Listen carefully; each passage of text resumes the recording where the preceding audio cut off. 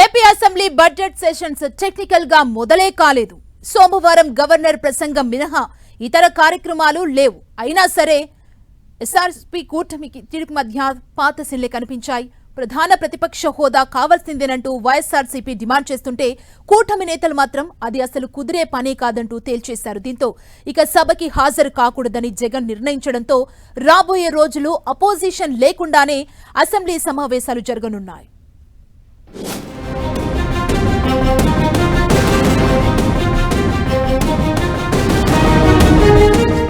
మీకు ప్రతిపక్ష హోదా రాదు తేల్చి చెప్పేసిన డిప్యూటీ సీఎం.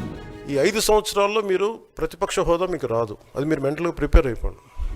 అది లేనిదే వచ్చి ప్రయోజనం లేదు. తీరుమారని వైఎస్ఆర్సీపీ.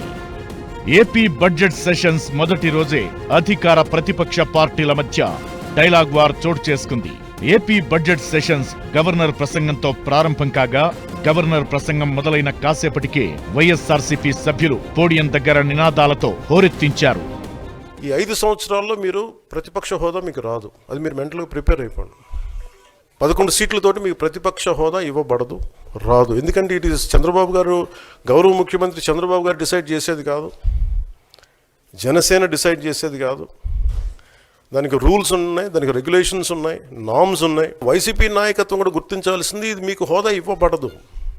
ఇది చంద్రబాబు గారు ఆప్ చేస్తేనే కాదు, ఇది ఎవరు ఆప్ చేసింది కాదు, మీకు ప్రజలు మీకు ఇవ్వలేదు. మీకు అది మీరు దృష్టిలో పెట్టుకొని మీరు ప్రవర్తించాల్సింది మనస్ఫూర్తిగా నేను వారిని కోరుకున్న. అంతేగాని వారిని ఎక్కడ అవమానం పరచాలని కానీ వారిని తగ్గించాలని కానీ లేదు. ఈ వ్యవహారంపై ప్రజలే తీర్పిచ్చారని వైఎస్ఆర్సీపీకి ప్రధాన ప్రతిపక్ష హోదా అనేది టీడీపీ జనసేన అడ్డుకుంటే ఆగేది కాదని డిప్యూటీ సీఎం పవన్ కళ్యాణ్ చెప్పారు. 5 ఏళ్ల పాటు వైఎస్ఆర్సీపీకి ఆ హోదా రాదంటూ తేల్చేశారాయన. సభలో హుందాగా వ్యవహరించాలంటూ సూచించారు. మరోవైపు సభ నుంచి వైఎస్ఆర్సీపీ వాకౌట్ తరువాత మండలిలో ప్రతిపక్ష నేత బొత్స మాట్లాడుతూ ప్రధాన ప్రతిపక్ష హోదా ఇవ్వనిదే సభకి వచ్చి ప్రయోజనం లేదన్నారు. సమస్యలపై మాట్లాడడానికి అవసరమైన సమయం దొరకదన్నారు. ప్రతిపక్షం అంటే అది ప్రజల పక్షం, ప్రజల వాడిని వినిపించేది ప్రతిపక్షం. అలాంటి ప్రతిపక్షానికి దానికి ఇవ్వాల్సిన గౌరవాన్ని, హోదాన్ని ఇవ్వకుండా రాజ్యాంగాన్ని చేతితో తీసుకుంటున్న ఈ ప్రభుత్వాన్ని మరి ఇవాళ గవర్నర్ ప్రసంగంలో మేము అందరం కూడా డిమాండ్ చేస్తాం.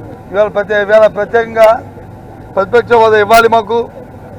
ఎందుకంటే ఏ రకంగా ఆలోచన చేసుకున్నా సభలో ఉండి 2 పక్షాలు, ఒకటి కూటమి అధికార పక్షం, కూటమి 2 ప్రతిపక్షం వైఎస్ఆర్సీపీ పార్టీ. కాబట్టి ప్రతిపక్షంగా ఉన్న మాకు ఆ హోదా కల్పించాలని మేము డిమాండ్ చేస్తాం. ఇదే అంశంపై తాడేపల్లి పార్టీ ఆఫీస్లో జగన్ కూడా తమ పార్టీకి చెందిన ఎమ్మెల్సీలు, ఎమ్మెల్యేలతో భేటీ అయి అసెంబ్లీ సెషన్స్ కి వెళ్లడం లేదంటూ నిర్ణయం ప్రకటించారు. అలానే సమస్యలపై ప్రజాక్షేత్రంలో పోరాటం చేయాలని సూచించారు. ఈ క్రమంలోనే ఆయన తనతో ఉన్నవారే తనవారని, మరో 30 ఏళ్లు రాజకీయాల్లో ఉంటానన్నారు. ఇదే సందర్భంలో 2028లోనే జమిలి ఎన్నికలు వస్తాయంటూ కూడా చెప్పినట్టు తెలుస్తోంది. మరోవైపు వైఎస్ఆర్సీపీ వైఖరి కేవలం అటెండెన్స్ కోసమే వచ్చినట్లుందంటూ టీడీపీ నేత మంత్రి అచ్చెన్నాయుడు ఆరోపించారు.